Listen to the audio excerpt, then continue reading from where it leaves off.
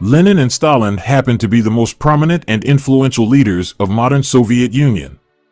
While Stalin ruled for almost 3 decades and was the successor of Lenin, it was Lenin who remains the father figure and a creator of modern-day communist USSR, which ended in 1990 though. Both had many similarities in common. Both were exiled to Siberia, both were leaders of the Communist Party who wanted a communist revolution all over the world, and both were ruthless rulers. However, despite all the similarities and overlap in beliefs and character, there were differences between the two communist leaders that will be highlighted in this article. Vladimir Lenin was a Bolshevik, a revolutionary who was a communist leader and politician. He rose to power through a bloody revolution in 1917 and served as the premier of the newly formed USSR for 2 years from 1922 to 1924. He was a follower of Karl Marx, and his own contributions to Marxism led to the formation of a new ideology that was later labeled as Marxism-Leninism. Not for nothing is Lenin credited with ending the rule of the Tsar in Russia, as Imperial Russia was drowned in a bloody Bolshevik revolution of 1917. He is believed to be a father figure, a man who tried with all his might to create a mighty socialist state in the world.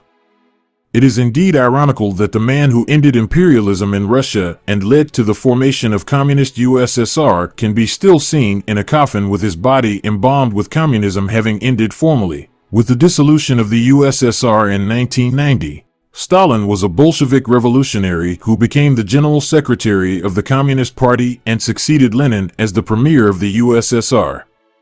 He shared the dream of making USSR the most powerful communist country of the world along with Lenin.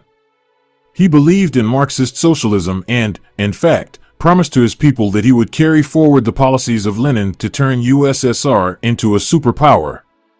However, he leaned away from the economic policy of Lenin and applied his own new economic policies.